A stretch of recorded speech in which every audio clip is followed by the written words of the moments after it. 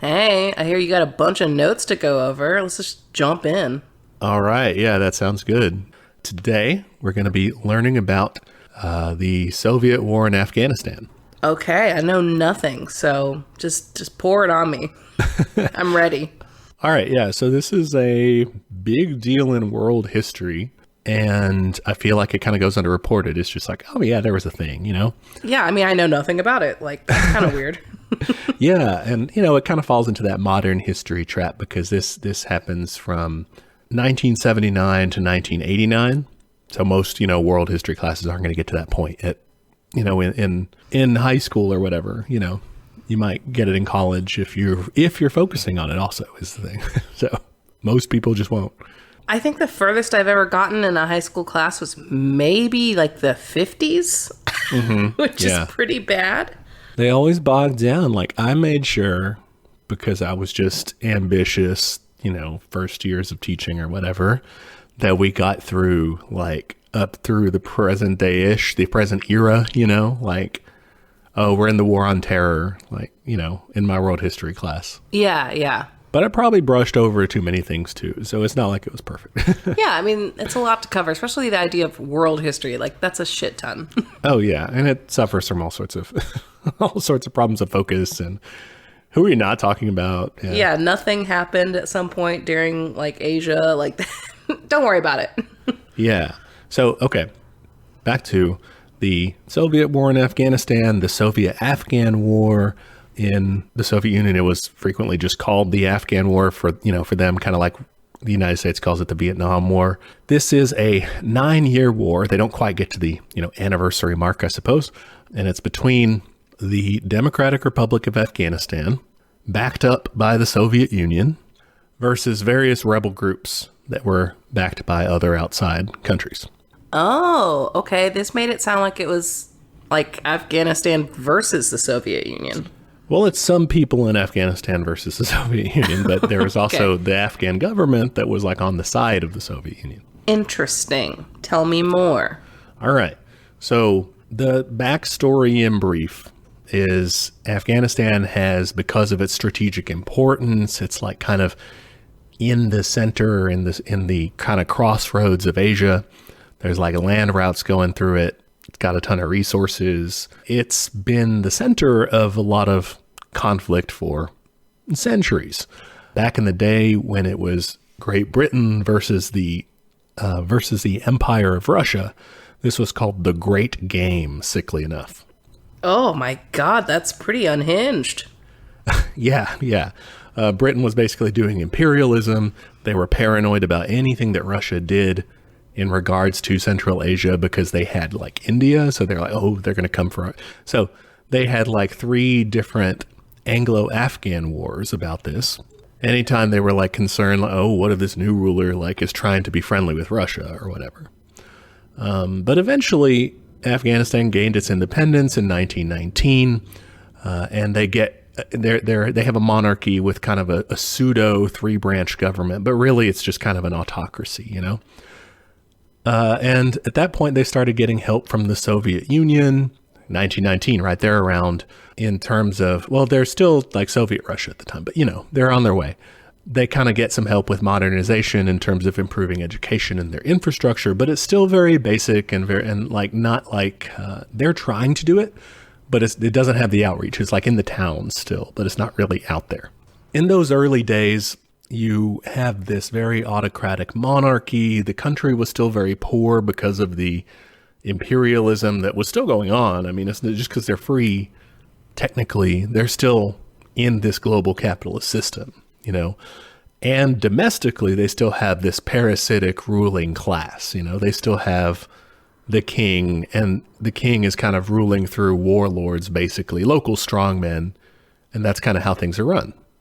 So I have a question. You said that the Soviets helped them. I mean, they weren't the Soviets yet, but you get the idea.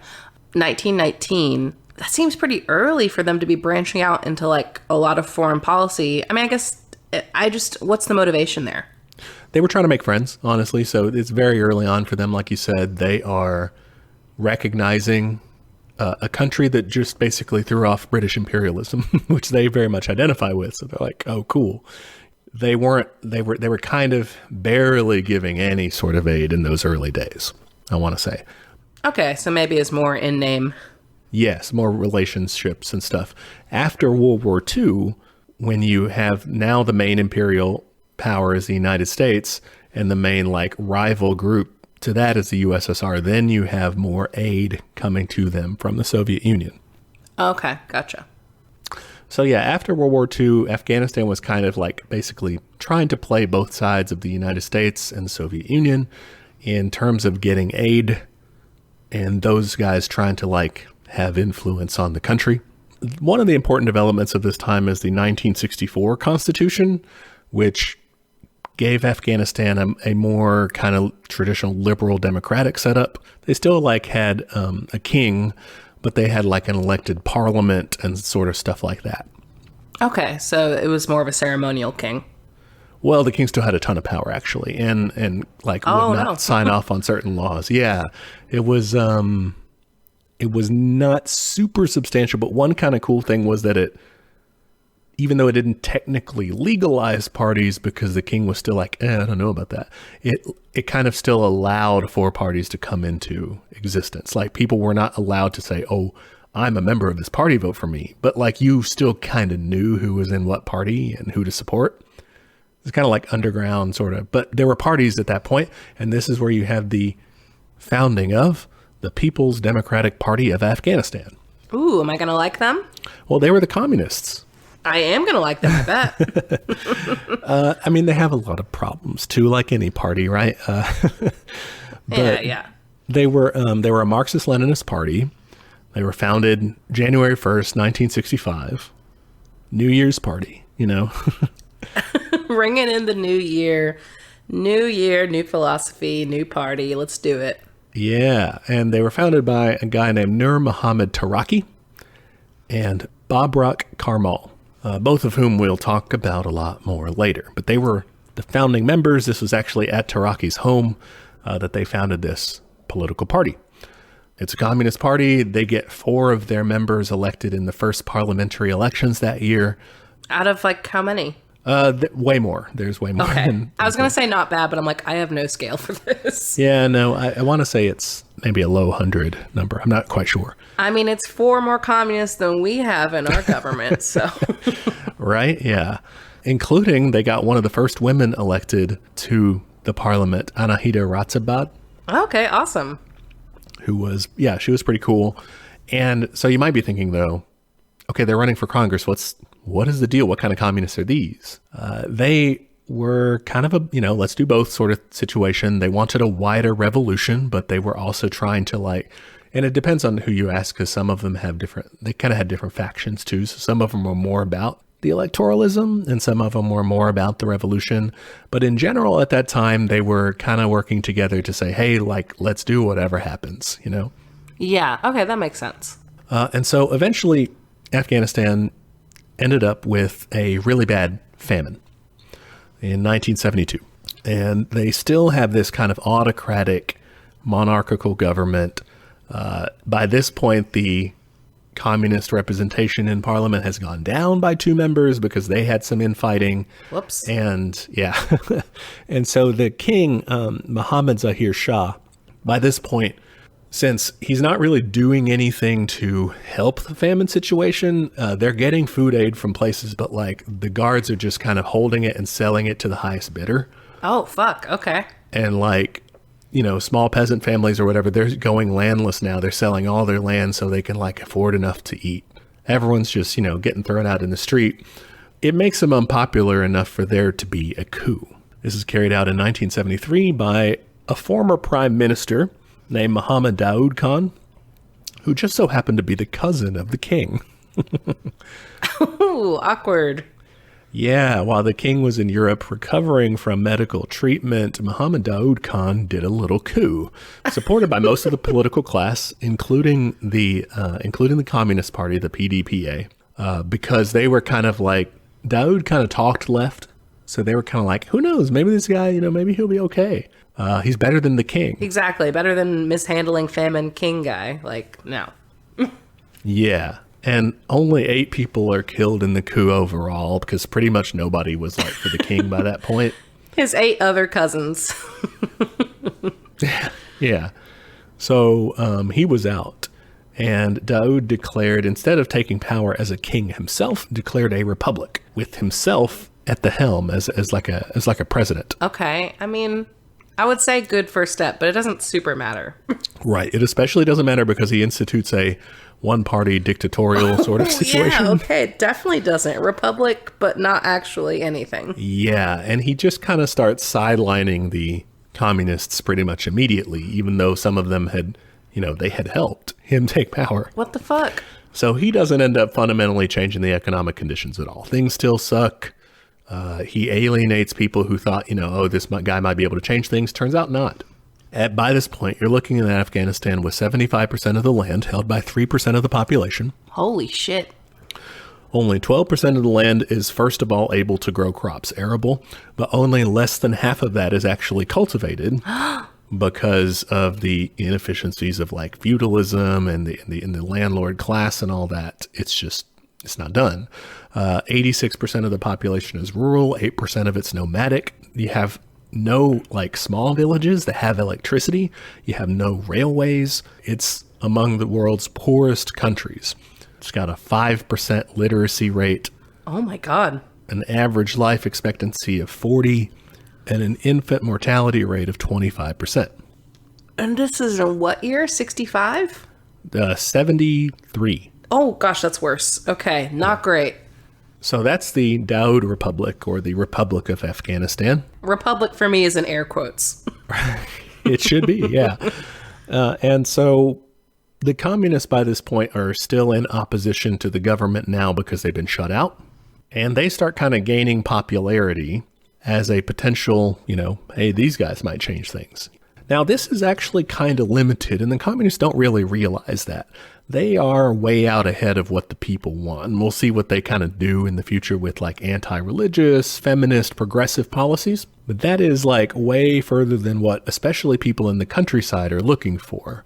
But they do enjoy some of their support, broad popular support, because they're talking economics and saying like, let's do these things, let's change. Yeah, that makes sense. I mean, if you're coming out of a famine and like mismanagement of land, like just talk to those points. Right, yeah. So they end up with really significant support in the cities and like generally pretty good support in the countryside at the time. And by this point, you actually start to see a factional split within the party. Oh, no, not one of those. Yeah, so it's a split within the party. It's still not like they're breaking away, but they have factions now, okay? So the 2 factions are the Khalqs is one, the Khalq. Oh, I didn't see that Q coming. Okay. And this translates roughly to the masses or the people. And this is the more radical sort of faction. They preferred like a mass class struggle to overthrow the republic and have a big revolution. Sounds great. All right, yeah, they were kind of like Marxist-Leninist, vanguard party, lead a proletarian revolution, establish a worker state. They also tended to be more like the lower class support and predominantly of the Pashtun ethnicity, which is, for listeners who are unaware or just anyone who's unaware. And me. Yeah. The Pashtun is not necessarily the numerically majority. There's not actually, I don't think there's a majority in Afghanistan of one particular ethnic group. They may be the largest, but they are definitely the most predominant in terms of, especially at that time, the political class. The other group, so that was the Khalqs, kind of the more revolutionary, more radical, more lower class, that sort of thing. The other group is the Parchams. The Parcham, that translates to the banner or the flag. Ooh, okay.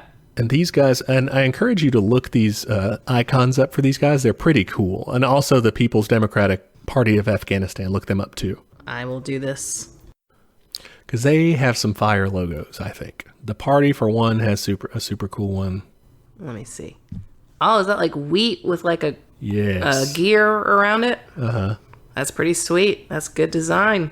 And then the Khalqs and the Parcham, I think, both have some strengths.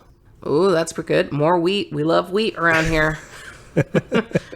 It's like a Christmas wreath, but made up of wheat. Yeah, it's really good. More wheat on the other one. too. But this one's like fancier. It's got like an engraving look. We got a book. We got like what appears to be a window with like stairs going up it. Yeah, I believe it's supposed to be a pulpit. Oh, okay. Gotcha.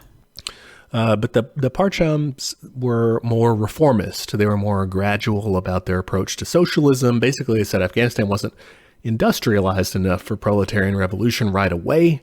So you needed to kind of, reform your way in that direction. Their supporters tended to be more urban, more middle, upper class, that sort of thing.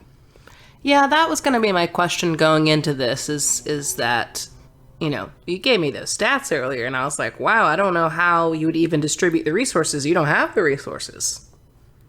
Yeah, that's one of the things that the Parcham were kind of saying is we've got to build a base first, Yeah. While the Kalk would kind of counter and say, yeah, we need to build that base first, but the Soviet Union showed us how to do that, and that's create a worker state and build from there. Mm-hmm. Well, that's a good point, too, because if they are at this point already receiving some aid from the Soviets, they'll get more if you go full communist. Right, yeah. And so that was there. And I do want to say, though, both of these factions, the PDPA overall, was pro-Soviet. Neither one of them was saying, nah, fuck the Soviet Union. We're not going to do both of them realized that was going to be their closest ally. Damn, I would be torn on which one to join. Yeah, I think I would. Yeah, I mean, they both have good points, I think. I'd probably go with the Kalks, but they both seem cool. Well, we'll just see what they do. It's interesting. So. Okay, that's my prediction. Is my initial vote goes to the Kalks, so we'll see if someone can sway me. All right. Well, we'll see where you're swayed.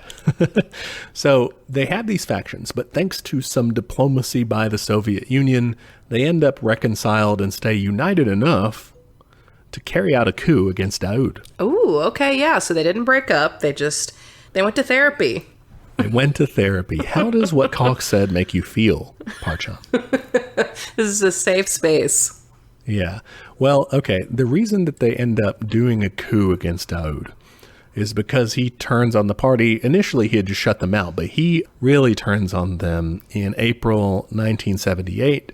He might have assassinated one of their leaders. Whoa, okay, that's quite a turn. It's really unclear. Mir Akbar Khyber gets killed, and it's just so shady circumstances. Initially, the PDPA says the government was responsible, but then different factions say, oh no, it was this faction that killed him. No, it was that faction that killed him. So unclear. It's very confusing. Yeah. But the predominant story at the time was that this was Daoud and he's coming for us next. And he does end up arresting a bunch of the other leaders of the PDPA. So they say, well, they actually kind of already had a plan. If this guy ever does this sort of shit, we're going to do a coup. And so they launch their coup, which is called the Tsar Revolution, which translates to the April Revolution. I just got a spoiler on Anahita Ratibazad. Mm-hmm. Because I went to her Wikipedia page to look at her. She's rocking a great 70s beehive. Yes. It says she was deputy head of state. Oh my gosh. Okay. Spoilies. Yeah.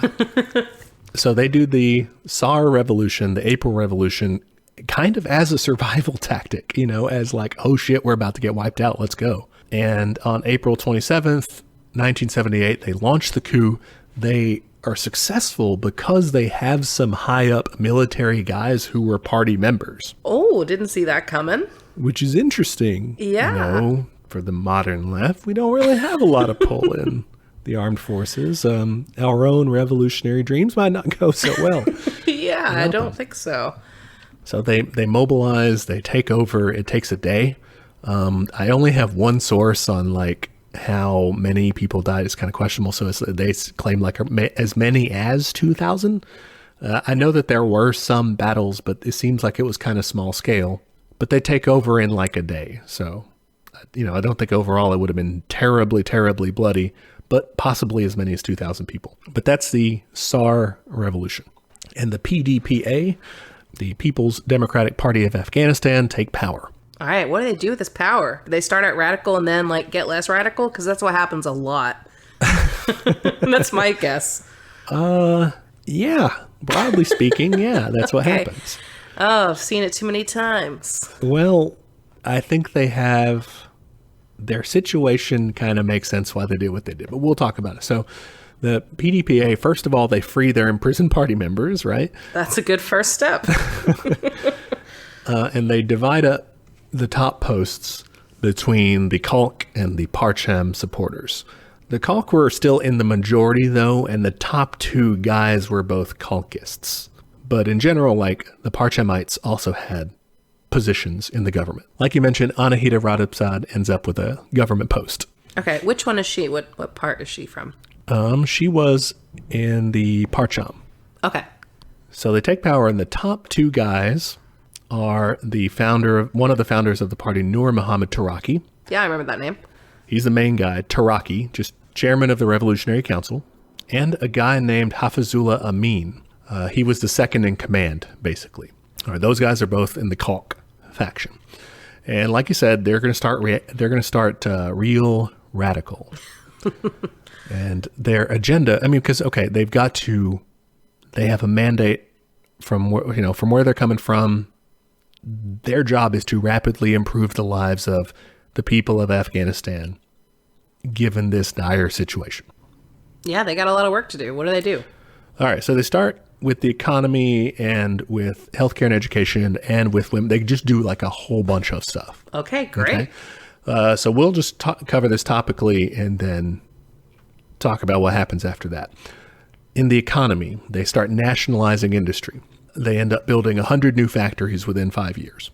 They abolish peasants' debts to landlords in part of their land reform decree number 6, which put limits on landowning per family, confiscated anything above those limits without compensation, and redistributed some 665,000 hectares of land.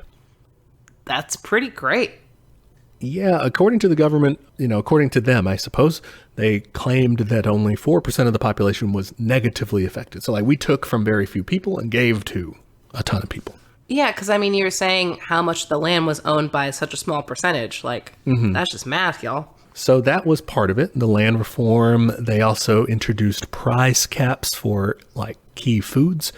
Especially given those famines that they had just experienced and everything, like, this was important to keep people fed.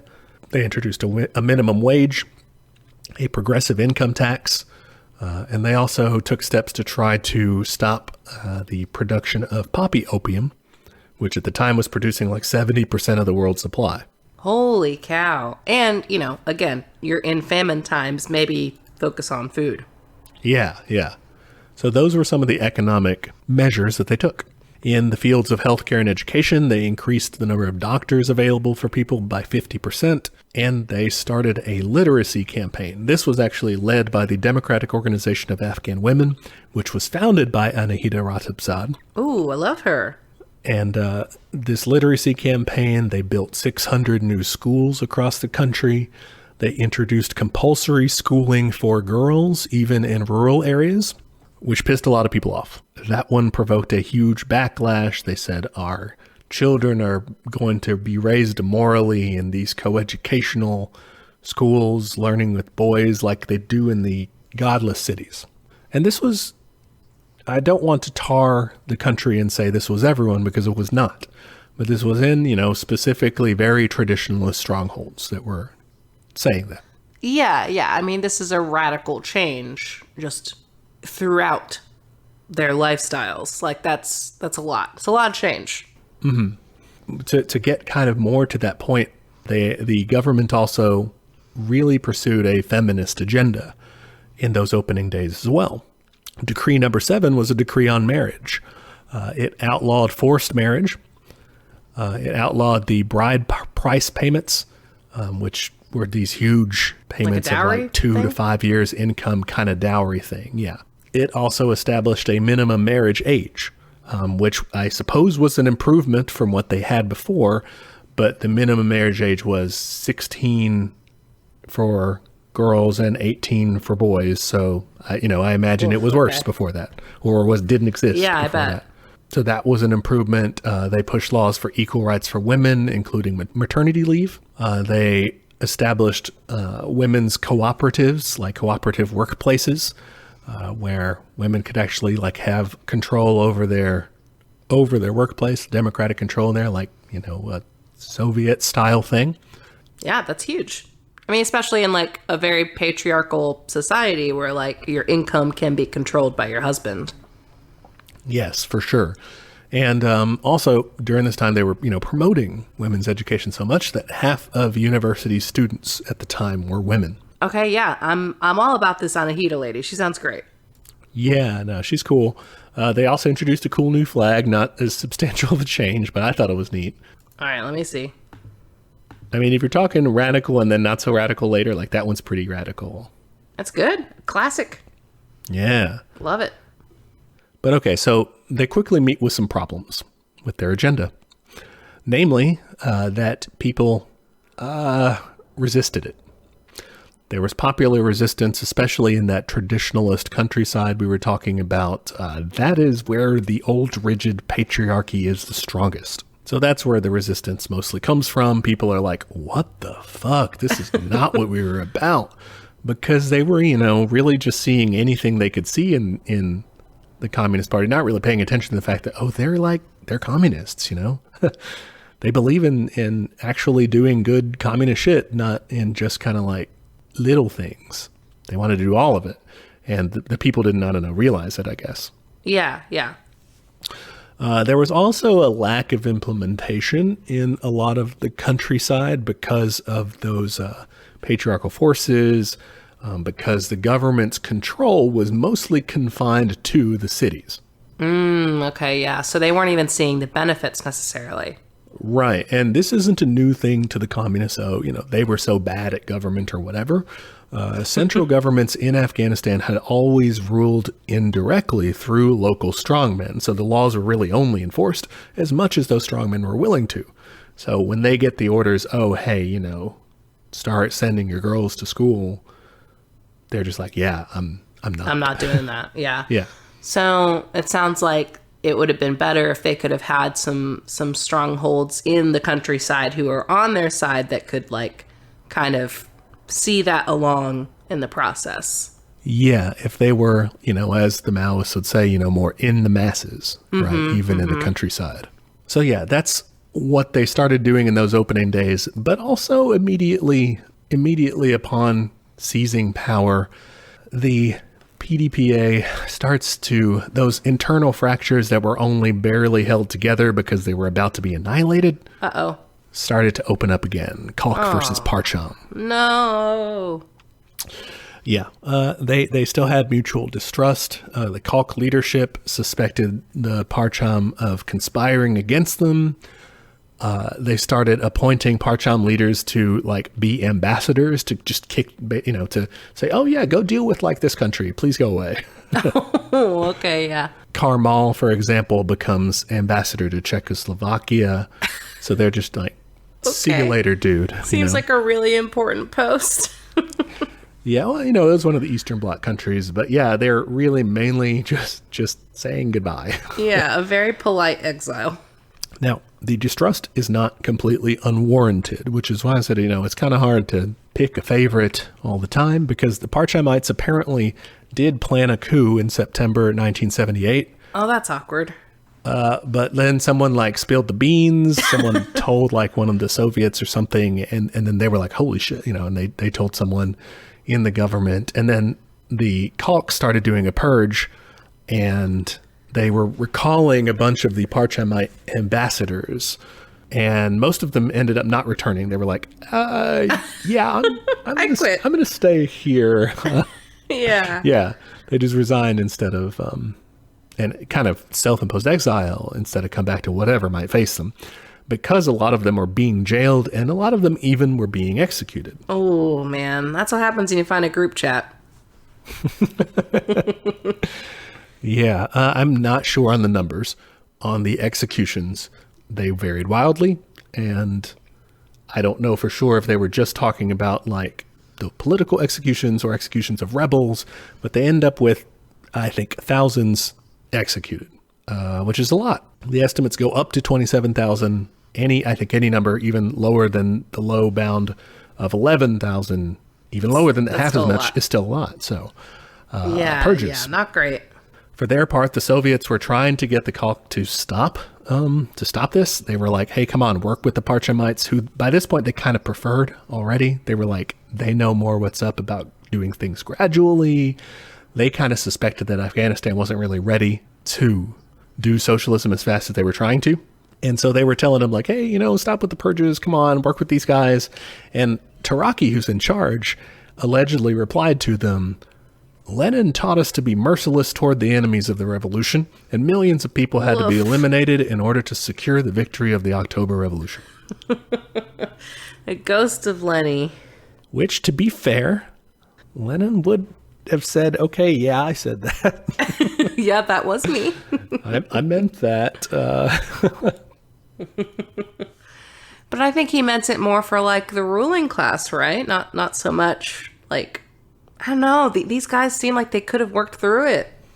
I think so. I think they could have. Also, I think it's weird that Russia was like, I don't know if you're far enough. Because I know I said that too, but I wonder, because I mean, they weren't very far. Like they were in fucking like peasant serfdoms, like whenever they popped off. I wonder how much of that is like internalized like racism, It could be. One thing that the Soviet Union was doing at the time was looking at this from a material standpoint. Mm-hmm. They really did not have a very good understanding of the culture of Afghanistan much at all, which will definitely show when they do the intervention later. So they're looking at it from a material standpoint and saying, yeah, you guys do not have a developed enough industrial base to go radical with it. Now, should they just do like, I think that their position most clearly would have been take power like you did, start a worker state like you're doing, but don't get too far out ahead. Yeah, like that stay in tune with the people message. Right, like focus on the industrial part and then gradually change the culture part. Because I mean, even within the Soviet Union, they did do their initial like, oh, fuck the church. But then like sometimes they would be like, oh, I don't know, never mind. People kind of like it sometimes, And with feminism, they would say, oh, let's do feminism. And then they'd be like, oh, I don't know, let's do a little more patriarchy because, people like Stalin or whatever were saying our people aren't ready for this, which it sucks when you're the oppressed group. And it just sucks in general. I mean, it's bad. Yeah, it super sucks. Just like, oh, you got to wait in line for rights. Yeah, that's the struggle, I suppose. Meanwhile, they had popular resistance to the reforms, like we said. Begins kind of almost immediately in the countryside, led by those reactionary patriarchal forces, the landlords, the local strongmen. You also have local religious leaders called mullahs. By spring of 1979, most of the provinces saw some form of violent rebellion. Oh no. And there were even mutinies of different army units against the government. They also had desertions on the rise too. Everything was looking like it was a mess. But the government was trying to do good things. So like why? Why were they rebelling against them? For one, a lot of them, like we said, conservative, if not reactionary. So they did not like what was happening. They were the old ruling class, and this was overthrowing what they had done. Many of them were just very, very traditionalist in terms of religion, and they accused the new government of being atheistic. I've heard that there is like an interpretation to Islam that can be socialist. I wonder if they would have had better luck like rolling some of that out. Oh, yeah. And they will later try that. Oh, okay. That was not what they lead with out of the gate. They were just like, fuck this. Yeah, and some of them, it varies to degree. Some of them were more anti-religious than others. But it's not what they were trying to do initially. And I've heard that same thing, too, that there's Islamic socialism. That's a thing. So those two can be well tied together. That is not what they were trying to do initially. Yeah, okay. So they, faced kind of understandable criticism from people who were like, this is not Islamic enough for me. Hindsight, am I right? Right, yeah. There were also nationalists who disliked the party's close links with the Soviet Union. They saw them as kind of, subservient and wanting to turn Afghanistan overall into a Soviet puppet. But I mean, you could make the same argument for like an imperialist kind of system of like, hey, please grow opium for us. Fuck you guys. Yep. Like they were definitely in that relationship with, it sounds like, with Britain, right? Yep, they had been, and they, still were in terms of the global market, and they end up in that situation too. Once the Soviets are gone, they end up at the mercy of the world market again. Ugh, yeah. There were also a couple of Maoist rebel groups. Ooh, interesting. What were they doing? You had the Afghanistan Liberation Organization and the Liberation Organization of the People of Afghanistan. Both of these groups taking part in the uprising and later on in the Soviet-Afghan War, but they were fighting, they were also fighting against this government, seeing it as not like a people's government, as their typical kind of criticisms of the Soviet Union, especially on the other side of the Sino-Soviet split. I will say they got a good flag.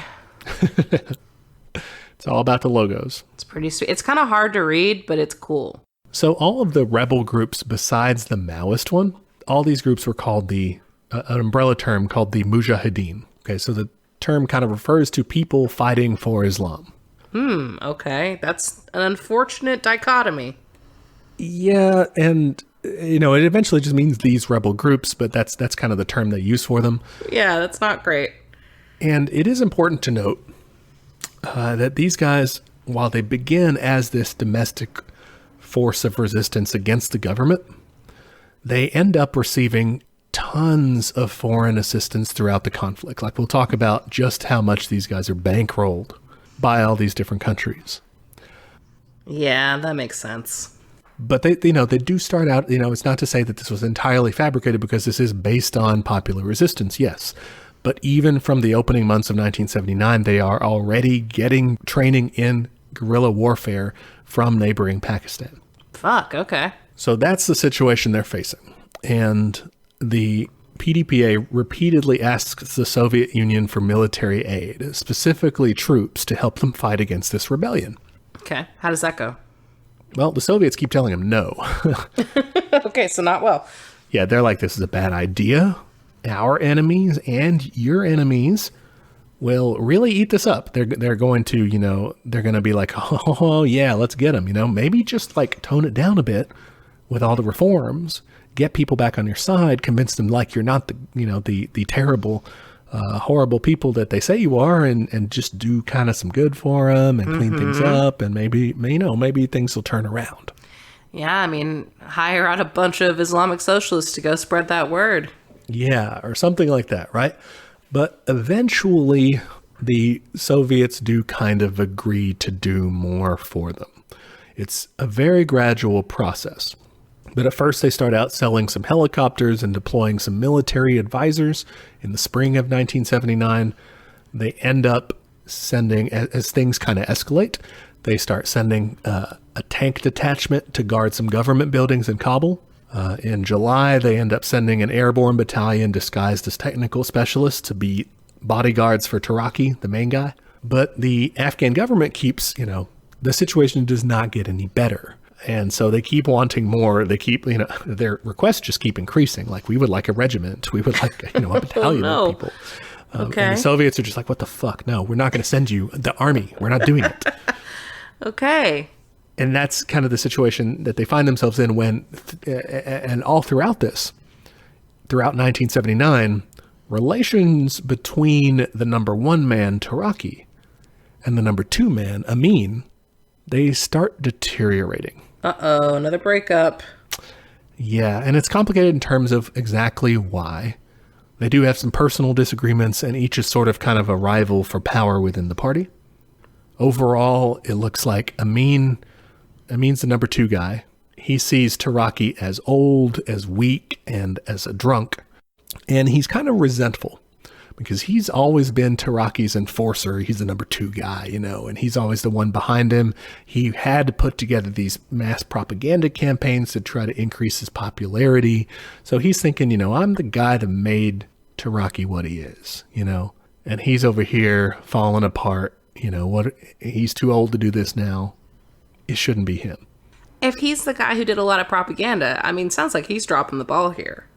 Because he's not popular, you mean? Yeah. True. But I guess propaganda also can't change everything necessarily. No, it can't. But it also depends on the reach of that, how much of that propaganda was actually getting out to the countryside where they were facing all these problems. Taraki, for his part, thought that Amin was trying to undermine him, to undermine the revolution. And he was also being convinced by the Soviets, by whenever he would meet with them, he was being convinced by them that Amin was dangerous. Ooh, okay. Therapist turned on him. Not a good therapist. Got to be neutral. Right? So it's September 9th, 1979 that Taraki ends up talking with some Soviet delegates at the Non-Aligned Movement Conference in Havana in Cuba. And on the way back, he ends up stopping in Moscow, where the KGB have a meeting with him. And they tell him, hey, Amin, he should be removed from power. A few days later, Taraki, he's, got his nerves together, invites Amin to lunch with him in the presidential palace. And tries to have his bodyguards kill Amin. Okay, did we need to kill him? That was not, it wasn't specified kill him. They didn't say kill him. Yeah.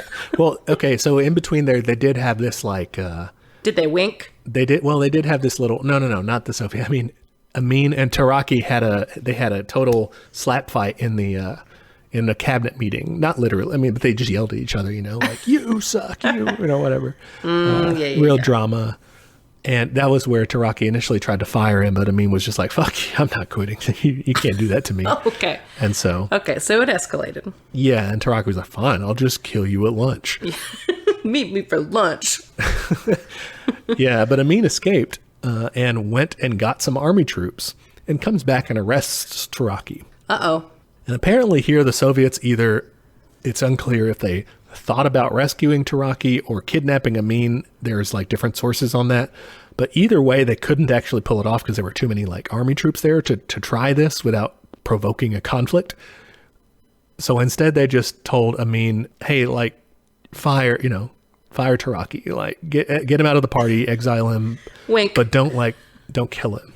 Oh, okay. So they actually specified that time. Well, yeah, his Soviet contacts, because what he does is he gets on the phone with the leader of the Soviet Union, Leonid Brezhnev, and says, hey, these guys told me not to kill him, but please, I want to kill him. What do you think?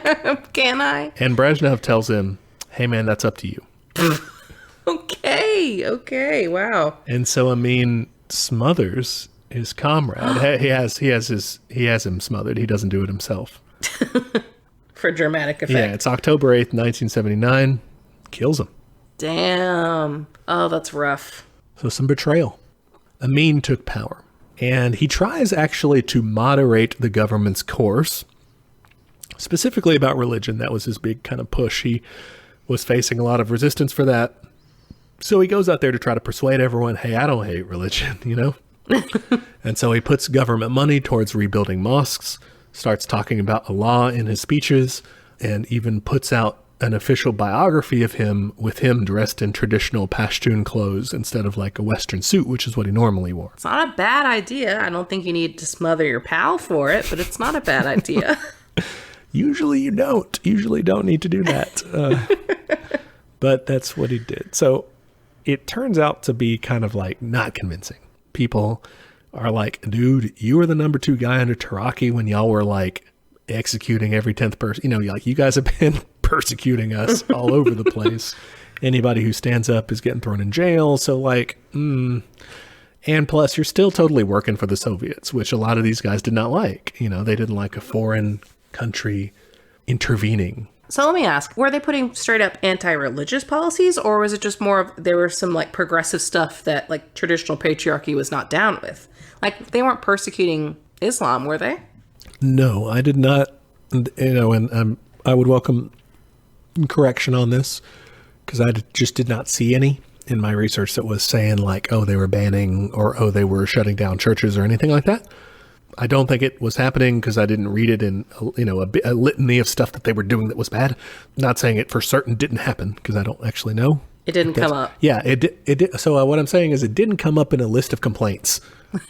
Yeah, they definitely would have added it if it was there. That's what I'm thinking. Yeah. From negative views, they had been like, oh yeah, they were assholes. Right. It was just that people were suspicious about those, like you said, the progressive reforms that they were saying that this is violating our traditional religious way of life. Religious, I guess, from their interpretation of something that does not have to be interpreted that way. Yeah, I mean, because we've talked about it before. Like, I mean, Christianity can be interpreted as socialist too. Like, it just depends who's reading it. Yeah, yeah. So the Mujahideen continued to rebel against the government. And Amin, at this point, is pretty desperate. You know, he's been trying to kind of stabilize things, and it's not working. So he starts trying to improve his relations with other countries. Besides just the Soviet Union, he manages to kind of get a meeting with the Pakistani foreign minister, even though their intelligence service was still training the Mujahideen against him. Oh, no. He also tried to befriend the Americans. How did that go? Well, the Americans just told him, like, nah, we don't. We're no good. thanks. Because, I mean, at this point, they are also secretly hating the Mujahideen. Oh, no. The Soviets start to get increasingly worried about this. Not that he's, he is just being a bad leader and not really putting things together. He's been kind of very repressive toward people, but they're also getting worried that he's getting more American friendly. And some of them even claimed or suspected that he was like working with the CIA. Oh, okay. Was he? This last bit definitely does not seem true to me. There are conflicting sources. I guess I don't know for sure, but it just seems like I would bet a lot that he was not a CIA asset. But he was in a bad place regardless. I mean, no friends on either side. He was fucking up. And things would only get worse also. It's pretty bad. Because by this time, this is late fall 1979, the Soviets were pretty worried enough to kind of reconsider that whole military intervention thing. Brezhnev was hearing it from three guys in particular, that Amin had to go, and that the USSR had to prop up the PDPA project in Afghanistan against the Mujahideen, prop up that government to protect against the spread of radical Islam. Okay, that sucks. Yeah, so this was the three guys in question, the KGB chief, Yuri Andropov, who would later on become the leader of the Soviet Union.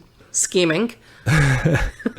You also had Foreign Minister Andrei Gromyko and Defense Minister Marshal Dmitry Ustinov. These three guys were like, this is messed up. Amin, he sucks. We got to go in there and do some intervention. But this is a big change from what they had just been saying, which is definitely let's not do intervention. Yeah, what happened? Is it just because this guy fucked up so bad? That's part of it. Part of it is Amin was not a great option. He was not doing a good job, even though he really, really loved the Soviet Union. And that's why I think he really wasn't with the CIA. He just wasn't good at it. Another one was that just that year, the Iranian Revolution happened. Ooh, okay. How did that shake things up? And this puts an Islamic theocracy right beside the Soviet Union, an anti-Soviet, very traditionalist government right there. They're worried about having another, conservative Islamic theocracy right next door. They also have these Central Asian Soviet Socialist Republics, SSRs, like right near Afghanistan and everything. They're worried that they're basically just going to start exporting anti-Soviet, Mujahideen fighters. Okay, what areas were that? At the time, you would have had like Kazakhstan? So you have the Kazakh SSR, the Uzbek SSR, the Tajik SSR, and the Turkmen SSR. So these are Soviet Socialist Republics, constituencies of the USSR. So they're like in the Soviet Union, but like Russia had the Russian SSR, they had their own SSR thing. So it's like states, I guess, in the... Yeah, they're definitely related. Got it. Right, yeah. And so they were worried, these guys are going to mess stuff up and cause separatist movements and these sorts of things. So the Soviets decide that they are going to oust Amin. And they're going to replace him with a name we've mentioned before, the exiled Babrak Karmal. Oh, who was that guy again? I forgot. So he was one of the Parchamites. He was the other founder, along with Taraki, the founder of the party. Of the original party. Okay. This guy made a comeback. He was the one. He got exiled in the purges. Ended up in Czechoslovakia for a little while, but then ends up going back to Moscow and kind of talking to them and everything. And they like him. They say, okay, he'll fix things. He's moderate enough. He can deal with the tense situation, convince them that things are good. It'll work. We'll send in some troops to kind of stabilize things for him, get him on his feet. We'll be home in 6 months. Something tells me they're not going to be home in 6 months. No, try 9 years. Yeah. Oh no. Yeah, I forgot. You already told me this spoiler. So yeah, they decide Amin has got to go. So at first they try assassinating him. All right. What do they do this time? Instead of meeting for lunch, does he meet for brunch or for dinner? There are a couple of poisoning attempts at lunch, at dinners that fail. One time they poison him, but he gets super ill and everything. And the people he's with take him to a doctor at the Soviet embassy that did not know about the plot and just takes care of him and cures him. Oh, that's awkward. Dumbass. We were trying to kill this guy. They at some point try to poison him, but he's drinking Coca-Cola and it dilutes the poison or something. Yeah, I don't know what sort of poison they were using. Only drinking Coca-Cola now. Yeah. That's funny. They should use that in an ad. Yeah, don't worry about the KGB. Yeah. And at some point they're gonna snipe him, but I think the security, they had beefed up security in Kabul enough to where they couldn't pull it off. But anyway, they decide this isn't fucking working, so we're just gonna do a coup and kill him in the coup. Classic. Yeah, so they set up an operation called Operation Storm 333. Ominous name. It is, yeah. And they do this. It's December 27th, 1979. The Soviet Special Forces, Spetsnaz, they storm the palace and they end up taking out Amin. Now, here's a really sad thing about this to me. Amin never saw the coup part coming. Oh, even with I got a tummy ache and my Coke tastes funny. He never knew and never suspected that the Soviet Union was trying to kill him. He was steadfastly loyal to these guys. He was a Stalin fanboy, had a portrait of him on his desk even. Oh, wow. Okay, I wouldn't go that far, but sure. And he just knew that the Soviets were going to come help him. Even as the attack unfolded and it was raining down on him, people are telling him about what's happening, and he's like, hey, don't worry, man, the Soviets are going to come help us from this. Oh, okay. Betrayal. And they had to tell him, no, dude, these are the Soviets coming to get you. That's really awkward. Oh, shit. He just didn't realize it. Wow. So maybe this guy was just a dummy. I mean, seems pretty incompetent and does not pick up on cues. Maybe so. It did make me feel kind of sorry for the guy. I mean, the guy did do some bad things. I don't want to paper over that. But I definitely don't think he was a CIA asset just because of that. And yeah, you're just oh, man. Too loyal. Oh. Yeah, okay. So he gets killed. And the Soviets install Babrak Karmal as head of the government, announcing over the state radio that Amin had been executed by a revolutionary tribunal and that revolutionary government had elected Karmal to be in charge. Really, they had just kind of put him in, Yeah, elected that should be in quotation marks too. Yeah. He was elected in Moscow. He was selected. We just forgot a letter. That same day, Soviet troops dressed in Afghan uniforms occupied major government buildings in Kabul, and they also sent in ground forces from the north, a big, huge ground, you could call it invasion. All in all, totaling around 80,000 soldiers, kicking off the war phase of the Soviet-Afghan War. How does this go down? What happens? One thing, I just kind of mentioned the term, and I do want to briefly discuss it. People like to get nitpicky about invasion versus intervention, especially if you go into communist spaces. They'll say, well, the Soviet Union never invaded because they were invaded 11 times by the Afghan government. Okay. Which is true, but one of the guys doing the inviting was Amin, who gets his head blown off when the invasion happens. I think the nuanced distinction isn't super important from the point of view of the Afghan people. They end up seeing, foreign troops come in to quell a popular rebellion, regardless of what you call it. So I like to just call it intervention because it is a little more accurate. Yeah. To me, it still feels pretty invadey. Yeah, I guess the difference is, though, like we opened with, they're not there to take down the government. They're there to support it. But Yeah, but I mean, we've done that too. True. Yeah. So this ends up, this is just not a good situation. All along, one of the big criticisms of the party of the communist government here is that it was just a stooge for Moscow. And this is going to make it look like, yeah, they defo are. Yeah. You hired them to come in here. Yeah. And I mean, they can rationalize it, right? They could say this is temporary. It's an emergency measure. It's for the people's good. It's for the good of the revolution. Sure. Okay. But in practice, it does end up just pissing off that resistance that was calling you a puppet in the first place. Yeah, that's really not a good look. I don't know. It's hard to say because, maybe it was necessary. Maybe they would just have been wiped out had they not done it. I don't know. But it certainly made things hard too, in its own way. Yeah. Plus, by this point, the Mujahideen, their resistance increasing because of the, being incensed about the intervention, were getting a lot of encouragement from a wide array of imperialist countries. What did the United States do? Yeah, there you go. The United States. Let's hear about them. Even before the Soviets, on March 30th, 1979, in a Defense Department meeting, they had already brought up the idea. It was a guy named Walter Slocum who said, hey, what if we get the Soviets bogged down in their own kind of Vietnamish situation? Wow. Okay, great. What if we can provoke them to intervene here and then make them bleed as much as possible? That might be good.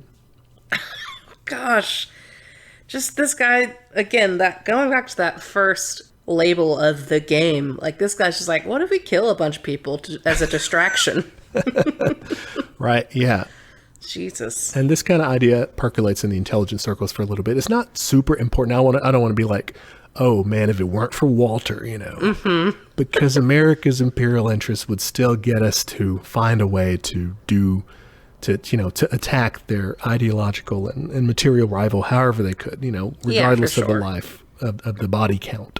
They were still going to do that, right? Yeah, that was on the list. Walter, an asshole, sure, but it wasn't just Walter. So that idea kind of simmers, and then July 3rd, 1979, President Jimmy Carter, well-known humanitarian and nice guy. Yeah, liberal president and all this, signs a directive for the CIA to send over $500,000 in secret, quote-unquote, non-lethal aid to the Mujahideen through Pakistani contacts in the ISI, which is their intelligence service.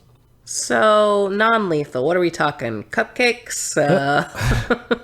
Well, the non-lethal aid was supposed to be supplies and stuff, rations and things like that. But it was actually, they used a lot of it to facilitate third-party arms sales anyways. So they just thought, oh, we didn't. So they were giving them stuff to trade for weapons? Yeah, pretty much. They were facilitating. That sucks. Now, July 3rd, this is 6 months before the Soviets intervened. So they were in before. It's not, later on, they'll go back and say, oh, we didn't do this until the terrible intervention. And what they did when that happened is they acted shocked. They're like, oh my goodness, how did the Soviet Union do this, Crazy. Yeah, we weren't dreaming about them doing this, but President Carter called for sanctions on the Soviet Union. So he called for economically starving their people. He promised aid to Pakistan. And he also, in the State of the Union that next year, and that happens early in the year, so it's a month later, issues what becomes called the Carter Doctrine. Ooh, okay. What's this? All it does is commit the U.S. to go to war for oil in the Persian Gulf. That's a bad doctrine, bro. It was to defend the U.S. national interests. We would use force if necessary in the Persian Gulf, which is just to say we'll go to war for oil. No, yeah, that is a direct translation. That's insane. Okay, question. Mm-hmm. Can you maybe explain more of Pakistan's role in this? I don't understand quite why they're getting help, or why were they receiving U.S. aid, and yeah, what are they doing? So Pakistan was an American ally for one, so they were anti-Soviet. They were strongly anti-Soviet because India, their main rival, was pro-Soviet. Oh, okay, yeah, okay.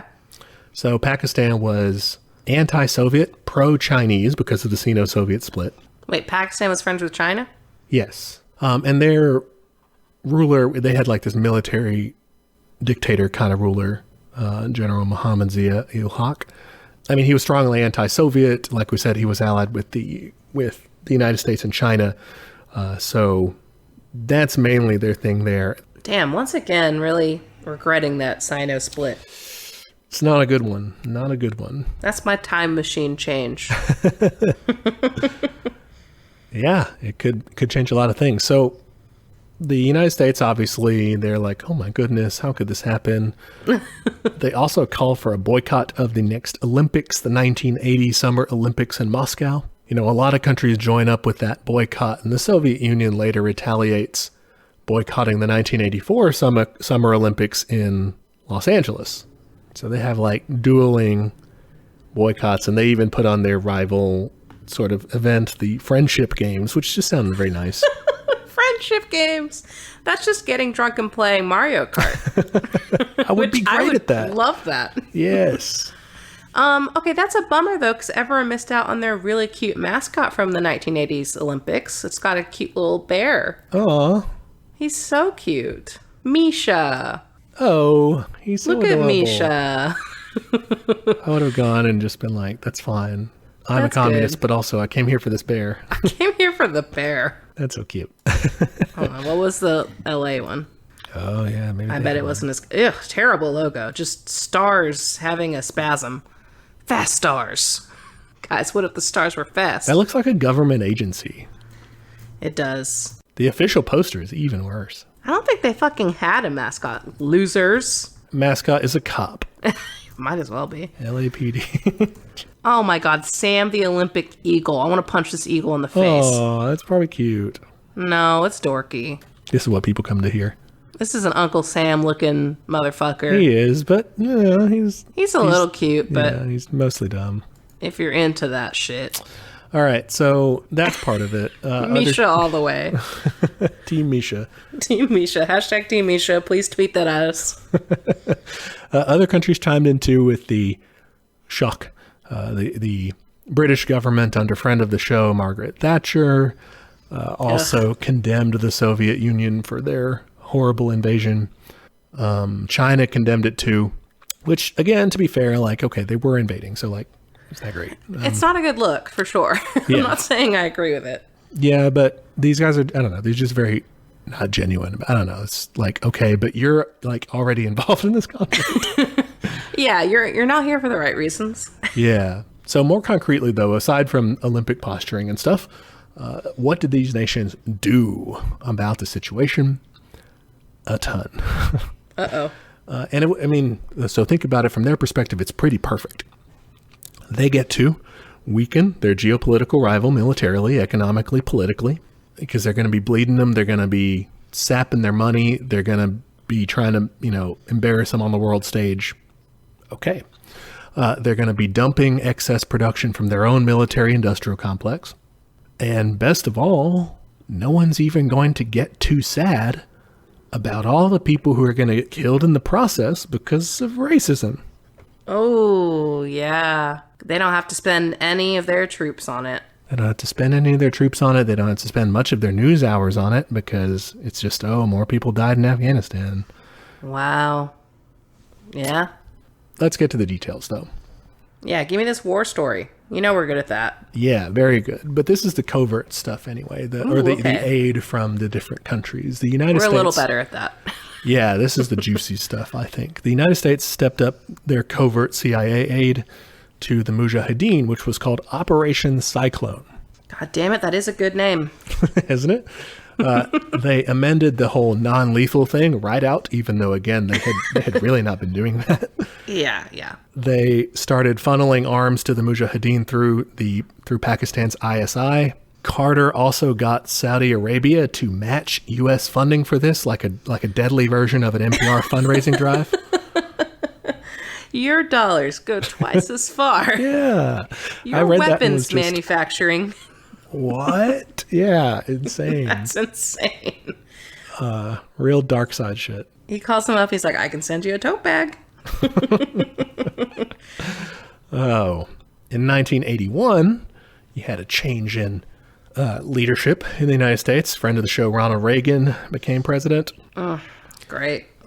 You can imagine he got right out of this and said, no, we're going to do peace. Absolutely, I'm sure. Yeah, so he escalated U.S. aid to the Mujahideen immensely. In total, when you combine that with Saudi and Chinese aid, this is like the only number I could get on it. It amounts to around $26 billion in today's dollars. Woof. Okay. Yeah. Reagan even made this whole escalating all this into a thing. Just like Carter had his doctrine, Reagan had his doctrine. The remix. I bet this one's worse somehow.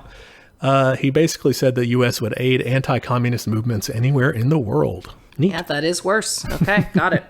All right. One question you may be wondering is about a certain famous, affable enough to be played by Tom Hanks, is it? Famous Texas congressman. Yes. What did this guy do? Charlie Wilson. Charlie Wilson. Yeah. So, okay. His role in this was just pouring fuel on a fire is how I like to think of it as. Because Congress is already doing this shit. They have already appropriated money and they've got the little fundraising drive to match it. He, however, goes to Congress to keep appropriating more and more money to Operation Cyclone. Even enough to start providing Stinger missiles, these surface-to-air missiles that you can shoulder fire. So he starts getting that sent over to the Mujahideen. So, I mean, that's his role, is just getting more money there. It's not really a big deal. They were already doing it. He's just kind of like making matters worse, I guess. Tom Hanks, what the fuck, man? You're supposed to be like a nice guy. Tom Hanks is very CIA, in my opinion. But No, he is. Like, yeah, pretty much all his movies are like, look, patriotism and also anti-communism. Don't look at that part. Yeah. Yeah. So all this money that's getting funneled in from the telethons at Saudi Arabia and all that, all this money is also being used to recruit and train and arm and transport around 100,000 foreign fighters to Afghanistan to join the fun, because why not? Hot damn. Get in the business, including a lot of them from Saudi Arabia, including one fellow named Osama bin Laden. Oh, okay. So we paid for that guy, huh? Oh, yeah. Now, he didn't really need to be paid for. He could have bought his own passage because he was from a rich family, but... Oh, I didn't know that. Oh, yeah. They... You ever want to go down a 9/11 rabbit hole, look at the bin Laden family. Okay. It's messed up. So they're doing that. They're also doing this fun program where they put $51 million through this grant through the U.S. Agency for International Development, USAID, which always does this kind of like CIA front shady stuff. Yeah, that name is very sus. Like, international development. Okay. Mm-hmm. Yeah, well, we've read Open Veins, so we're like, development. Yeah, that's a concerning word. But they give a grant to the University of Nebraska at Omaha, their Center for Afghanistan Studies. $51 million goes to them, and in the 80s, they used that to produce textbooks for school children that were smuggled into the country. And the Mujahideen, the warlords who were smuggling them into the country, demanded that they put some anti-Soviet stuff in there. And so these children's textbooks, like how to read and how to count and stuff, are filled with talk of jihad. They feature drawings of guns, like assault rifles, bullets, soldiers, and mines. Children are taught to count with pictures of guns and knives and grenades and assault rifles.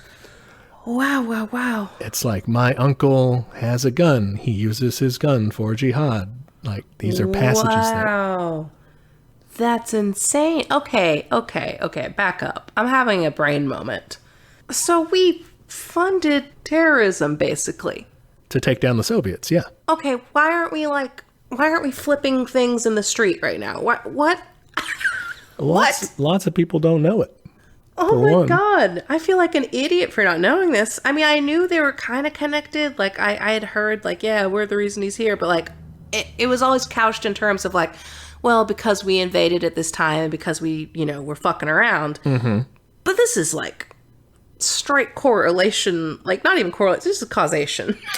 Yeah. One of the crazy things I think about in this is a lot of this aid, most of this aid is going through Pakistan, through their ISI, their intelligence service. And they were deliberately picking the groups, the specific Mujahideen factions, because the Mujahideen was not united at all. There's a bunch of different groups, and within that there's like 7 major groups. And you have some of them that are like just kind of traditionalists, and some of them who are like religious fundamentalists. And the Pakistanis were picking specifically the fundamentalists to give the aid to. And specifically within that, they were picking one group from this guy that they said he didn't have as much grassroots support. The reason they picked him as the dominant guy was so that he would be more dependent upon and loyal to Pakistan. Oh my God. So like they had other options. Like one of the people that were against them were like, weren't they like communists too? Yeah, you had Maoists for sure. So yeah, that didn't have to be this way. Oh no. And like, and I'm sure it was framed in the media as like the Soviet Union is invading this like, indigenous rebellion. I don't know if indigenous is the right word, but you know what I mean? Like a grassroots rebellion. Yeah. And no, this is an external rebellion, essentially. And I do want to emphasize it starts grassroots. That is there, but it's fueled, and it's really kept afloat by billions of dollars coming from all over the place. Yeah, I mean, 26 billion, and then 51 million on these crazy textbooks. Mm-hmm. 100K foreign fighters. This is insane. Guns coming from all over the place. From Egypt, they upgraded their army's weapons and sold the old ones to the Mujahideen for cheap. Turkey gave them their old stockpile of guns. The British and the Swiss sold them anti-aircraft guns. China provided kind of more modern weapons to them. Yeah, I mean, they're getting guns from all over the place. Britain, I do want to call out. Shout out to Britain, aiding more directly. They had the MI6. Oh, yeah. James Bond. What did he do? Well, they were actually sending in retired SAS troops, special air service, like secret, like commando type guys, as working with these private security firms to train Mujahideen fighters in sabotage and recon and arson, explosives, all this stuff.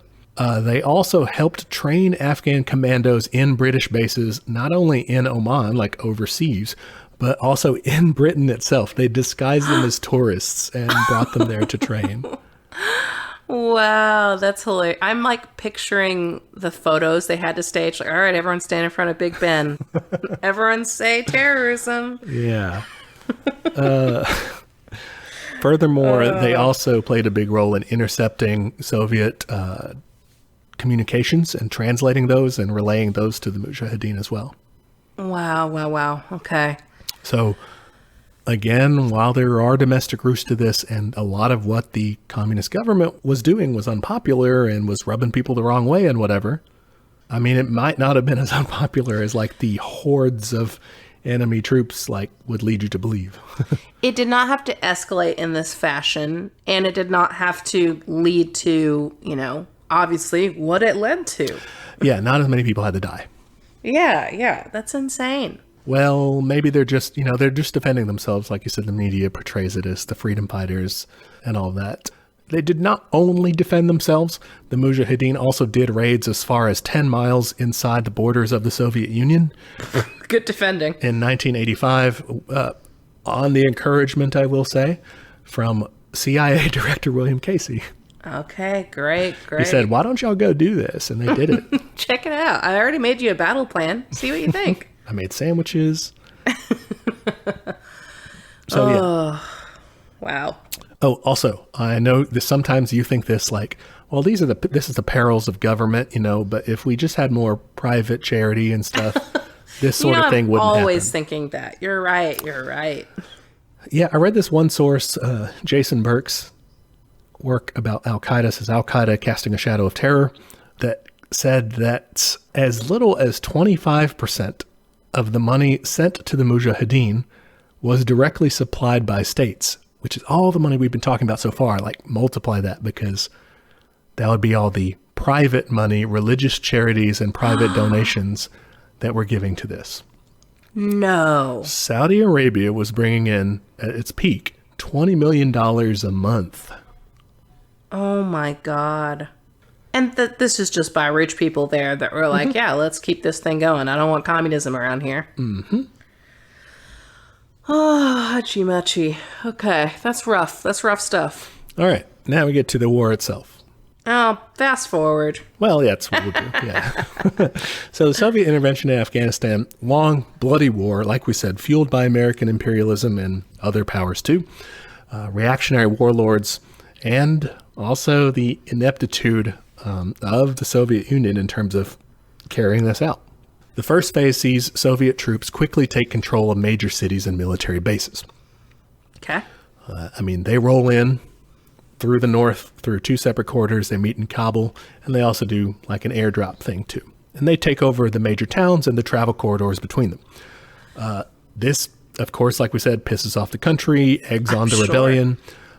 And this draws Soviet troops into having to quell uprisings rather than what they thought they were going to do, which was just kind of like provide kind of a backbone, a support for the Afghan military. Similar to the later experience of the United States when they're like, oh, we're just here to help the Afghan military, but they actually end up doing most of the fighting. Yeah, because like if most of the opposition was in the countryside, if you go take over the cities, it's like, cool, we already we're fine. Yes. we didn't need help with that. Yeah. So now you're fighting country guerrilla war stuff out there. Mm-hmm. That's not good. Attacks on the Soviet troops become more and more common. There's a big uprising on February 22nd, 1980, called the Three Hoot Uprising. And student protests break out in Kabul in 1980 as well. And government and Soviet troops go to put down both of those. I bet that wasn't a good look. No. The Afghan government goes and blames foreign agents for stirring this up. And, this could have been involved. But I think as unpopular as they were at that point, it could have just as easily been for real.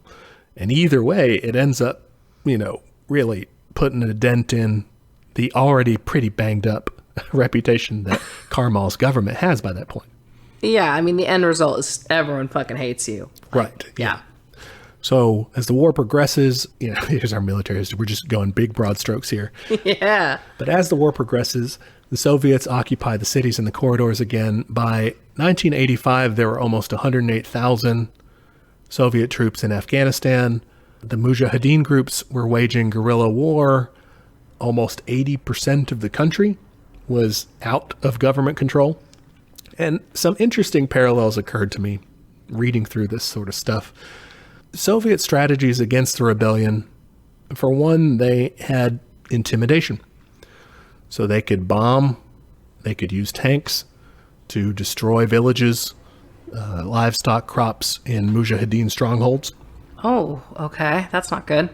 If you recall, Americans torching Vietnamese villages to say, well, the NLF isn't going to be here, It's similar. Or like even before you have huge American presence with Ngodin Ziem and the Strategic Hamlet program of just destroying their old villages and saying, hey, you have to move here. They didn't even do that second part. They just destroyed their villages. Oh, so that's not good. They also sent in spies to join the Mujahideen groups and bribed local officials, local leaders, Mujahideen leaders into kind of giving up the rebellion. And they used, in particular, the Afghan secret police, the KHAD. So similar to that kind of infiltration or counterinsurgency program, the United States used the Phoenix program in Vietnam. Probably, well, I don't know. I did not read accounts of they were very brutal in doing that. But they probably were honest. It was war, Yeah, they're burning villages. So far, not good. Yeah, I wouldn't put it past them. They also used basically search and destroy missions to find and kill guerrillas, similar to how the U.S. did in Vietnam for a long time. I guess it's a lesson in not doing foreign interventions, because you usually have to do shitty stuff like that. Yeah. I am not for any of this. I want to make that clear. If someone thinks we're completely biased towards the Soviet Union, sure, but I'm not. I do not condone this. Yeah, we've said it before. I don't have heroes. Good example here. This is also the late Soviet Union, which is, a horse of a different color, I would say. Yeah, that's true. This is initially Brezhnev, and then it goes on to Andropov and Konstantin Chernenko, and then it's Gorbachev. Okay. Just in case my mic picks it up, listeners, I have a cat on my shoulder and he's purring. It's very nice. Oh, He sensed my distress over this. it's okay. It's okay, comrade. Some people make mistakes. Soviet intervention can't hurt you. It's in the past. Okay, so that's kind of how the war front was going. On the home front, Karmal's administration was really trying to do some PR, and also some reforms to try to make people not hate him as much. He puts forward a constitution called the Fundamental Principles of the Democratic Republic of Afghanistan. So a new constitution. April 1980 guarantees freedom of expression, forbids torture, and forms a government that includes non-communists. I mean, seems like basic stuff to have in your constitution. Like, maybe you should have had that sooner, but okay. Yeah, probably. People by this point really don't buy it. To them, he's still the guy that called in a foreign army, which they're also, because they also have foreign help, but it's, one at least is mostly backed by money. If you take the foreign fighters, that is actually some people like to overemphasize that. That's a very small part of the Mujahideen force. Yeah, it's mostly the money. Yeah, it's mostly the money in the arms. That's the big thing. I do want to... Which is big. Trying to be fair here. We're biased, but... We try. So the war drags on year after year, and it's brutal. It's got all the inhumanity of war. We can't just brush past it. We don't need to dwell on it in terms of gruesomeness, but there's for sure brutality on both sides. Just a little example, there's accounts by Human Rights Watch, which people sometimes raise questions as to, is this kind of like pro-U.S. bias as a source? But there's accounts by them from eyewitnesses, which also has its thing, but still, of massacres committed by the Soviet army. And there's a number of them, and most of them kind of follow a story arc of kind of retribution. They get ambushed in some way. They go to the nearby village that they think is harboring the Mujahideen that are hiding from them. They say, oh no, we're not, but then they get caught in the lie, and they start killing people to a varying degrees of awfulness. There's enough of the accounts. I don't know. To me, there's enough there. Maybe they are all made up. Maybe they're all true. I think there's enough to where it's shitty. Yeah, I mean, the other stuff was also enough to where it's shitty. So, yeah. Yeah. Both sides engaged in brutality. One example of the Mujahideen is the Battle of Jalalabad. They get this contingent of government troops and civilians to surrender, but then they just start torturing and executing them. Holy crap. Okay, not good. Yeah. So typical, terrible war stuff. The war it goes on for a long time. And eventually the leaders of the Soviet Union realize, hey, we need a way out. This is not ending. And they try to do so in a way that leaves the Democratic Republic of Afghanistan able to defend itself. But I do think that when we look at how they leave, it kind of shows that they were trying to help out Afghanistan on the way out, but they were mainly on the way out. Yeah, they were like, we got some problems. It's like the 80s, and we're the Soviet Union. You don't know this yet. They did not know that. Yeah. For one, the casualties were mounting. Another thing, it's incredibly, incredibly expensive. It's really straining their economy. Like you mentioned, it's the 80s in the Soviet Union. They are struggling. And this is, part of this is deliberate. The United States has been trying partially, the whole bleed them thing was to try to get them to outspend their capacity, to stretch them too thin. That is maniacal. It is. But on the other hand, don't go biting, don't fall for it. Don't. Yeah, definitely. Like this whole thing is just a bad decision after bad decision. But you're right. It is maniacal. They also realize by this point that in so many years, the PDPA regime has not improved its position that much, and it's likely not going to do so, given more time. They've already given it, by this point, 7 years, what's another 7 years going to do? And there's also the fact that the leadership in the Soviet Union had changed. So now, instead of Leonid Brezhnev, who was really old at the time and really listening to his advisors, that's when they get started, to Yuri Andropov, to Chernenko. Now you have a younger reformer in Mikhail Gorbachev. He's general secretary. He thinks the war needs to be brought to a close and fast. I mean, he's not wrong. I don't think he was wrong here. The Politburo didn't think he was wrong. They agreed, and they put together the plans to do it. There was a lot of hand-wringing. There was a lot of finger-pointing.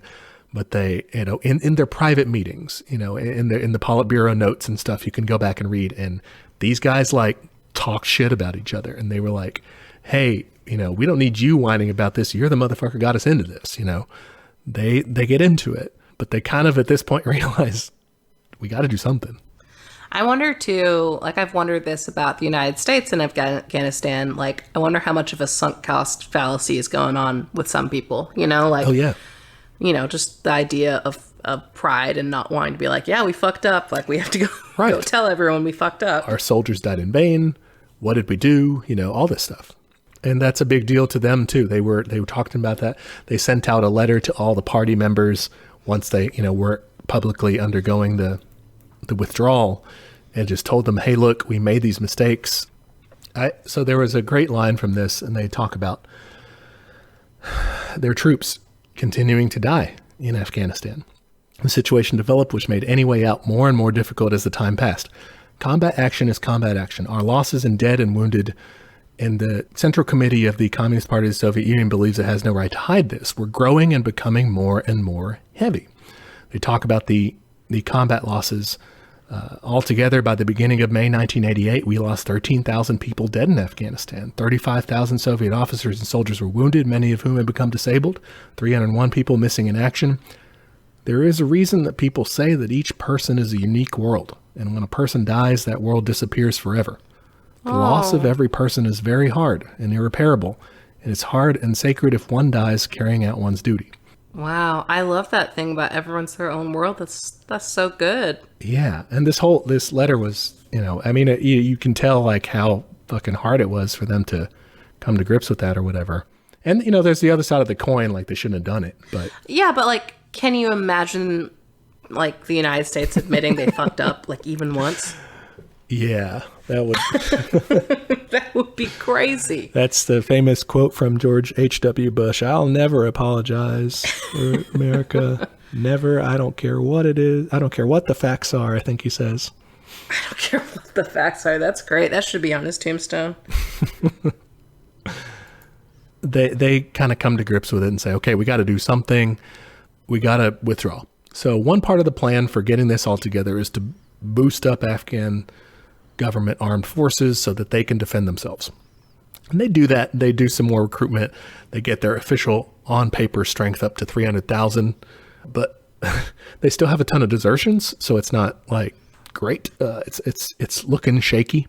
Another part of the change is going to be the leadership. By now they're very annoyed with Karmal about his leadership. They're just like, that, you weren't great. Sorry, dude. And they just force him to resign. And they replace him with a guy named Mohammed Najibullah, who was the former head of the KHAD secret police.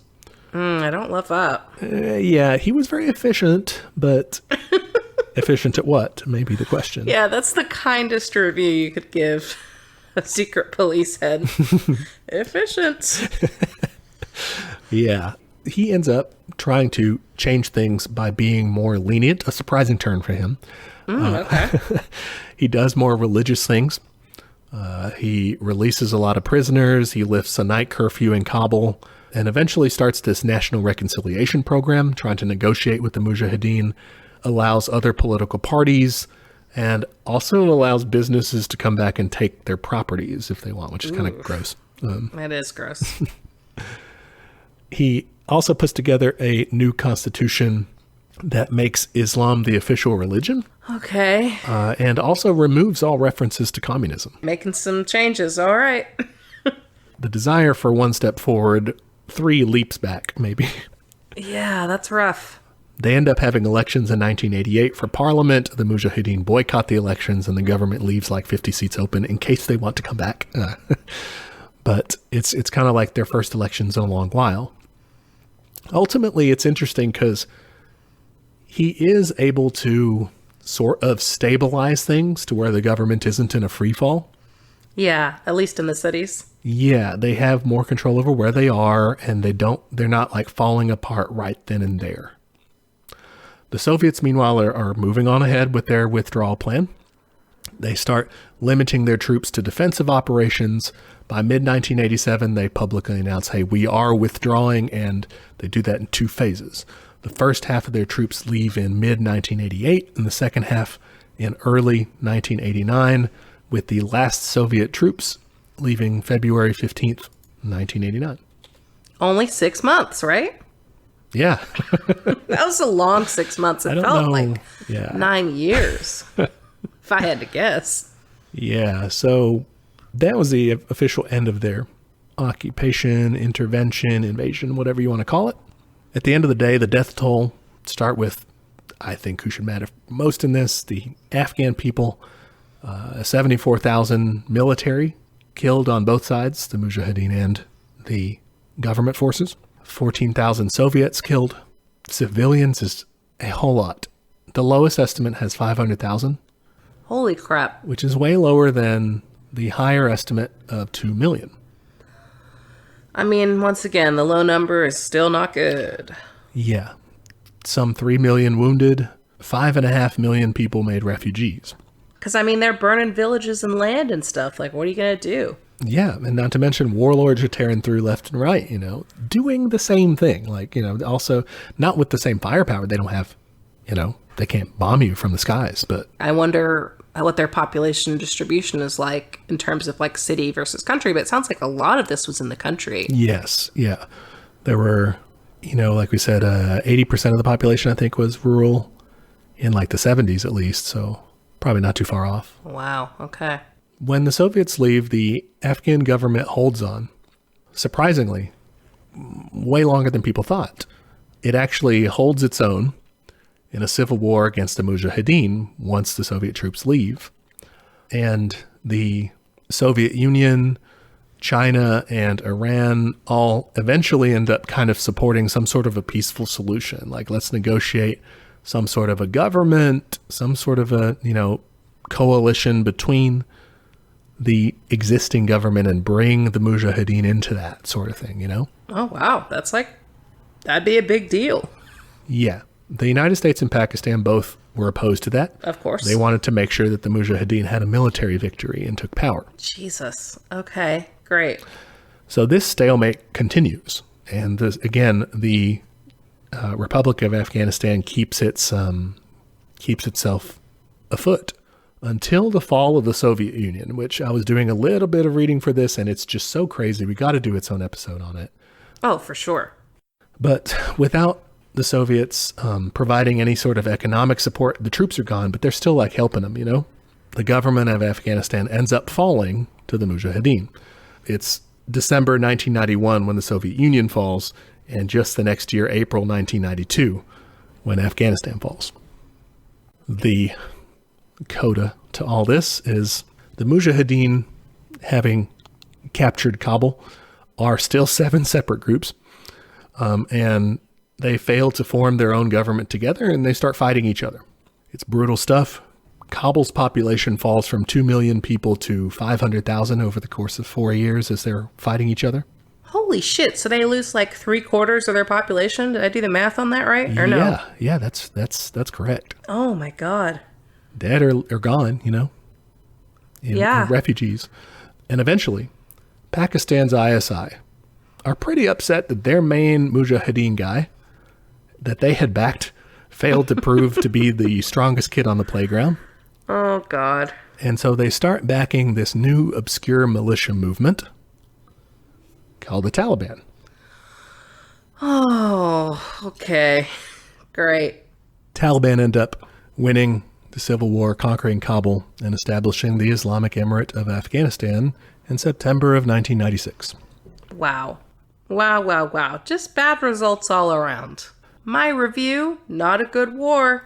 Not a lot of good wars out there, but this one, pretty bad. Yeah, I imagine that it's a pretty good honor to be in the top 5 wars for you. I don't know if that exists. Do you have top 5 favorite wars? I don't think so. I don't think I like any of them, top really. 5 wars are the class war, the class war, the class war, the class war, and the class war. I'll throw maybe like just the October Revolution in there, but yeah. Yeah. That can be number 5. I feel like a different person having researched all this and read about this for 2 weeks. Yeah. Come on out of your research cave. Let's wrap. So yeah, what are some conclusions or stuff you want to talk about this? I think this is just so clearly illustrates the pitfalls of intervention, of what anti-communism can spiral out to, and like have obviously far-reaching effects. Like the fucking Taliban came out of this. Yeah. Like, we really played ourselves. We trained Osama bin Laden. We ended up, setting up a place for the Taliban to take over. And then we did the same thing the Soviets tried to do, which is occupy a very like difficult area to occupy, and we did the same thing. The graveyard of empires, they call it. Really? I mean, usually I'm for the graveyard of empires because fuck empires, but yeah. Wow. Yeah. Don't do interventions. That's a big lesson for sure. Yeah, and like it was just very frustrating because it absolutely played into the public perception of like, well, we don't want to be controlled by the Soviet Union, and then guess who invades? Because they'll kick your door in and they'll take your freedom away, and They kind of did. Yeah, and I don't want to ascribe evil intentions to them. They were, I think they were trying to do what they thought would be good for the people there. They just weren't. Okay, so one of the big things for me, I think, they weren't in stride with what the people wanted there, which can be a frustrating thing. But I think that is where the importance, or one thing that can save you from that, is the mass line. I agree, like in theory, but I also I found myself frustrated with well, if you're a marginalized group, fucking tough, man. Like you're just gonna have to wait, And to me, and maybe this is naive, but I would do that, but also pump out that propaganda. And I don't mean I don't know, I think propaganda has a negative connotation, but education, so that way people are like, oh, maybe it's cool if women go to school, Right. I think you have to do both, because I don't necessarily, especially at this time and at this place, I don't know if I trust people to be on the up and up in terms of people's rights. And I would say exactly the same thing about the United States today. We got an email from a trans listener who was like, hey, I don't think I would do well in a commune situation, because what if everyone decides that it's not okay to be trans and it's a democracy? So what the fuck do I do? And I totally feel those concerns too. The perils of democracy in terms of protections is necessarily could be in conflict with minority groups. That's true. I want to do an episode about democracy is what I'm saying. We have to, because it's something that I think about too. Yeah, because how do you crack that nut? People fuck up, and people are not good. And you're right, it's not fair for someone to have to wait for people to not be as bigoted, Yeah, and I don't know. And I think that's, on the other side, I think that's the critique of a lot of communist movements is the image of just dude bros being yeah, I want communism, and they're less concerned with those issues. You know what I mean? Yeah. Yeah. Future up. We have to figure out a way. We'll crack open a bottle of wine and figure out democracy. Yeah. It's going to happen. There's got to be something, because I don't know. It seems like if you're taking it kind of a cold analysis look of it, it's not good for your revolutionary movement to be too far out ahead of what people want. Conversely, it's not good for your revolutionary movement to be behind what people want. It's neither one of those are good. Yeah, I guess the Maoists call it commandism when you're too far out in front, and tailism when you're too far behind. Okay. Tailism, you're following, you're oh, let me wait and see what people want. And you're actually behind them. You kind of assume that they're too stupid or not good enough, Commandism is us, the dreamers and stuff. Come on, do it today. And it's good, but it's kind of you're getting out in front. I don't know. There's got to be, the ideal is being with the people, but pushing the people. Yes. But even that is too slow for people who are really suffering, and like you're saying, like people who are facing persecution now. Another issue is, one of my very first questions was that, like, hey, were they developed enough at this time, industrially speaking, to do this? And I wouldn't even say like necessarily industrially, maybe like infrastructurally would be a better way to put it, because the countryside was so disconnected from the city, they weren't seeing those material benefits. So they couldn't associate that with like, all right, I'm seeing more women in schools, but like also I own my own land and like I have food and like things are good. So like maybe I'll just chill. And it's not bad. It's not bringing about the cultural upheaval that I thought it was gonna. Exactly. That positive association of like, all right, this is fine, apparently. It's like how a lot of people like decided, kind of dropped and forgot about those times when they were like, ooh, gay marriage, I don't know. Is because like the world didn't end like all the conservatives told them it would. It was fine. Like nothing really changed. And they're like, oh, okay, I guess I was misguided about that. Whoops. I think also the religion issue, I think you would have this issue in the United States as well. It's this is a topic I would love to learn more about, is the idea of how do you incorporate religion into socialism or communism in a way that is like respectful, but also not like a doctrine, or what's the word when you force people to do things? Dogmatic. That's it. That's good. Yeah. Because I don't want to be a situation where it's like, well, now you have to be, a Christian socialist or an Islamic socialist. Like, fuck that. Like, do whatever you want. Like, and it's very hard for me because like I am like pretty dang hard in the atheist agnostic camp. Like, I'm very uncomfortable with organized religion. I try to be respectful and understand that like, okay, this is useful for some people, but I don't know. It's the way religion is so often used is anti-communism. So it's very hard for me to see how we could possibly ever flip that.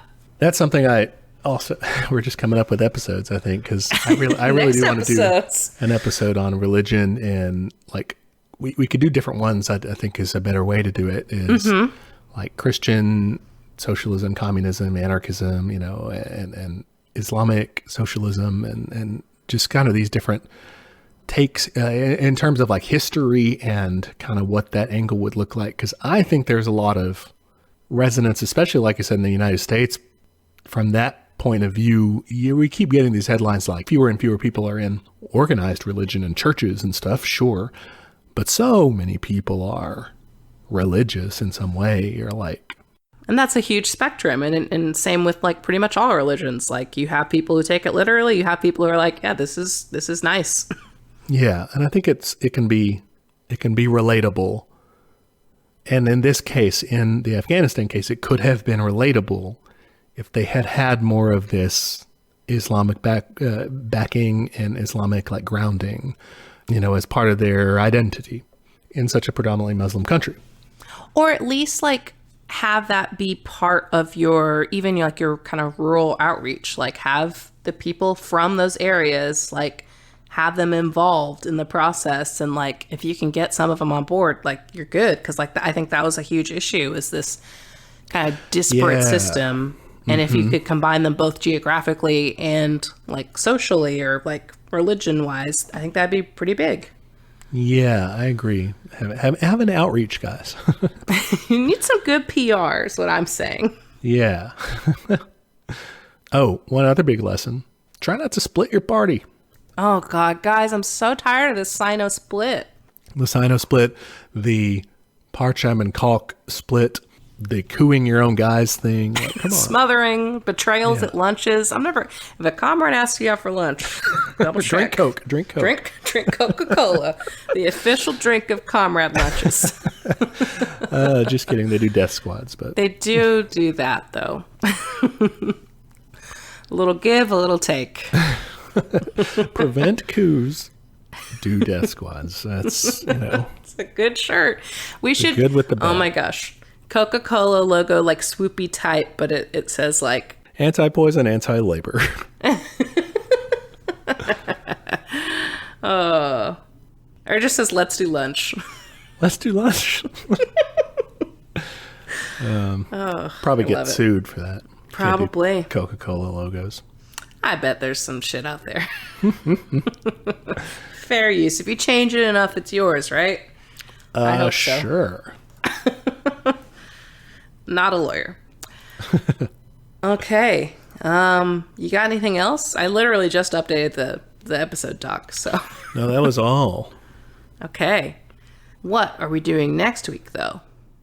Next week, we'll be talking about a few very well-known folk music acts from American history from way back when.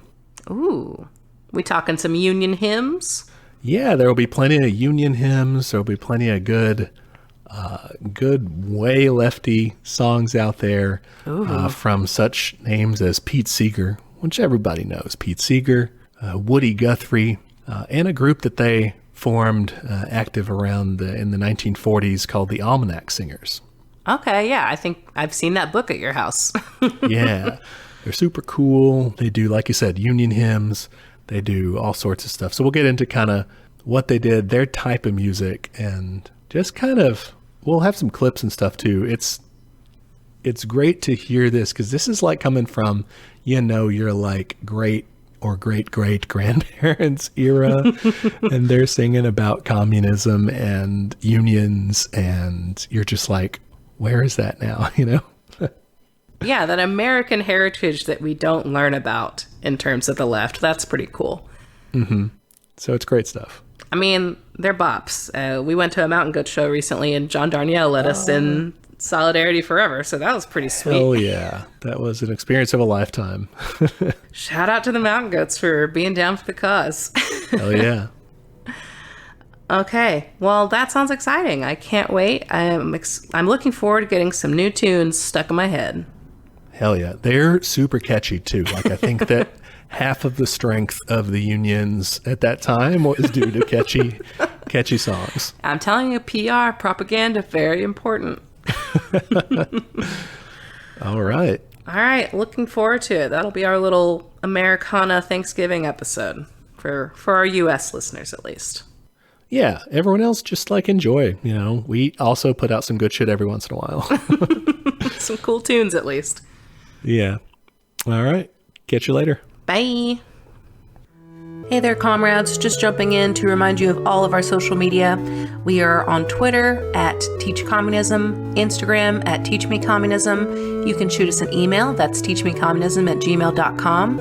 Any of those places are good to send us an episode suggestion or a question, anything you think would be useful feedback for us, or just your admiration. If you want to admire us in a public manner, and you should, you can go to Apple Podcasts to give us a review. It is the best way to help people find the show. Love when people rate and review us. Please do both.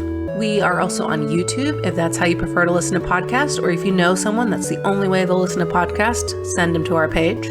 And we have a Patreon. For $5 a month, you get access to our notes for each week's episode, including the backlog of notes, which is a very handy resource for up-and-coming commies.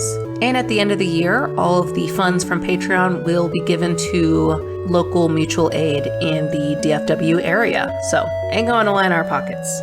Finally, we have merch. Check us out at TeePublic. You can find shirts, and I believe also stickers and magnets and all kinds of fun stuff with catchphrases from the show or episode art, stuff like that. The link to that store is in the show notes, so check that out.